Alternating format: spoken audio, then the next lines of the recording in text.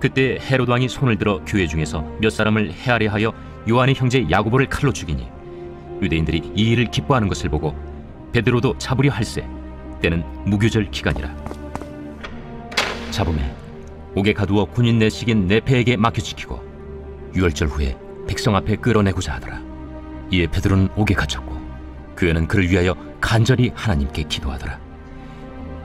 헤롯이 잡아내려고 하는 그 전날 밤에 베드로가 두 군인 틈에서 두 쇠사슬에 매어 누워 자는데 파수꾼들이 문 밖에서 옥을 지키더니 호련히 주의 사자가 나타나며 옥중에 광채가 빛나며 또 베드로의 옆구리를 쳐 깨워 이르되 급히 일어나라 하니 쇠사슬이 그 손에서 벗어지더라. 띠를 띠고 신을 신으라. 베드로가 그대로 하니 겉옷을 입고 따라오라. 베드로가 나와서 따라갈새 천사가 하는 것이 생시인 줄 알지 못하고 환상을 보는가 하니라. 이에 첫째와 둘째 파수를 지나 시내로 통한 쇠문에 이르니 문이 저절로 열리는지라. 나와서 한 거리를 지나매 천사가 곧 떠나더라. 이에 베드로가 정신이 들어 이르되 내가 이제야 참으로 주께서 그의 천사를 보내어 나를 헤롯의 손과 유대 백성의 모든 기대에서 벗어나게 하신 줄 알겠노라. 깨닫고 마가라 하는 요한의 어머니 마리아의 집에 가니 여러 사람이 거기에 모여 기도하고 있더라. 교회를 향한 핍박이 날로 더해지는 가운데 헤롯 왕은 요한의 형제인 야고보를 칼로 죽이기까지 합니다. 여기에 나오는 헤롯은 아기 예수를 죽이려 했던 헤롯 왕의 손자입니다. 야고보는 그 손자에 의해서 죽임을 당하고 사도 중에서는 첫 번째 순교자가 됩니다. 야고보뿐 아니라 12사도 대부분이 순교로 생을 마감하게 되죠.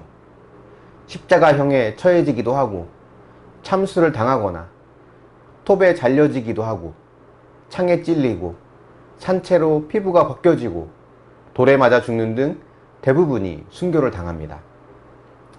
세상의 눈으로 볼 때 그들은 모두 비참하게 생을 마감한 실패자일 겁니다. 하지만 하나님 보시기엔 죽는 순간까지 신앙을 꺾지 않은 위대한 믿음의 사람들이라고 할 수 있습니다. 그런데 왜 야고보가 첫 번째 순교자가 되었을까요? 야고보의 별명이 무엇인지 아십니까? 예수님께서 야고보와 요한에게 보아너게라는 별명을 지어주셨죠. 그 뜻은 우레의 아들입니다.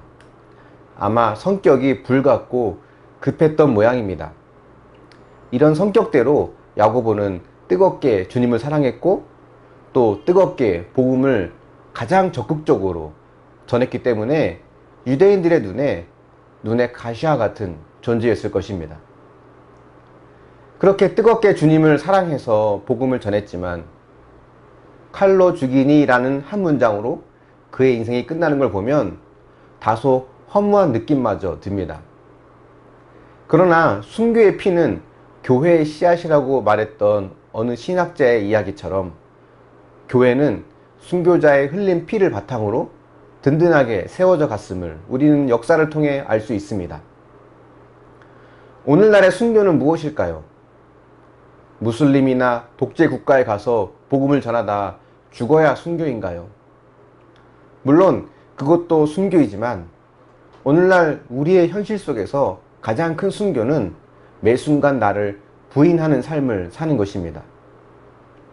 매일 찾아오는 욕심과 욕망을 내려놓고 직장, 가정 등의 세상에서 말씀을 지키고 말씀대로 살기 위해서 인내하고 손해보는 삶이 오늘날 우리가 살아야 할 순교의 삶입니다. 가정을 지키기 위해, 자녀를 믿음으로 양육하기 위해, 직장에서 하나님의 영광을 가리지 않고 나타내기 위해 인내하고 있습니까? 또 참아내고 있습니까? 그렇다면 그것이 순교적인 삶입니다. 야고보가 죽자 유대인들이 매우 기뻐하였나 봅니다. 헤롯이 그 모습을 보고는 이번엔 초대교회의 수장인 베드로를 죽이려고 합니다. 하지만 베드로는 아직 순교의 때가 되지 않았는지 하나님께서 옥에서 꺼내주시죠. 야고보처럼 어떤 이는 죽지만 베드로처럼 어떤 이는 살아남습니다. 왜 그럴까요? 각자에게 주신 하나님의 사명과 역할이 있기 때문입니다. 야고보는 순교의 피를 통해 교회가 든든히 세워지도록 하는 밑거름이 되었죠. 베드로는 살아남아서 복음을 전하는 자가 되었습니다. 각자에게 주신 역할이 있고 우리는 그 역할대로 살아갈 뿐입니다. 여러분이 지금 그 직장에 있는 이유, 그 가정에 속한 이유, 그 공동체에 속한 이유, 또 이 나라와 이 민족에 속한 이유가 분명히 있다는 것을 알아야 합니다. 하나님께서 보내신 곳이 지금 여러분께서 계신 곳입니다. 그곳에서 하나님은 나에게 무엇을 원하실까? 어떤 하나님의 자녀의 모습을 비추며 살기를 원하실까를 고민하면서 살아갈 수 있기를 바랍니다. 하나님은 각자에게 주신 사명도 있지만 또한 공동체에게 주신 사명도 있습니다. 마가의 집에서 베드로를 위해 기도하는 자들이 있지 않습니까? 그 초대교회 공동체가 무엇을 위해 기도했을까요? 베드로를 위해 기도했겠죠.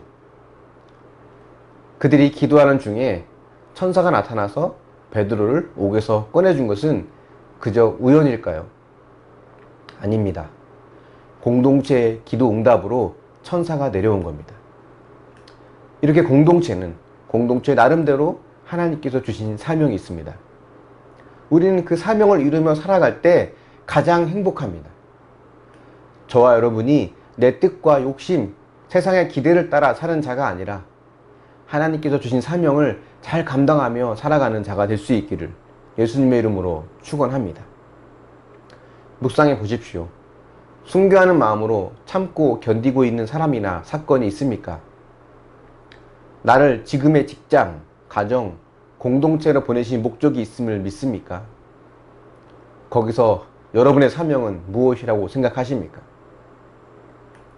기도하겠습니다. 사랑의 하나님, 야고보는 순교를 당하고 베드로는 또 살아남게 되는데 이 모습을 보면서 각자에게 주신 하나님의 사명과 길이 있음을 다시금 깨닫게 됩니다. 하나님, 우리를 이 땅으로 보내신 분명한 이유가 있음을 믿습니다. 지금 속해 있는 직장과 공동체와 가정과 이 모든 것들이 하나님께서 보내신 그곳임을 우리가 믿습니다. 이곳에서 하나님의 영광을 나타내며 믿음으로 살아낼 수 있도록 우리에게 힘을 주시고 은혜를 더하여 주시옵소서.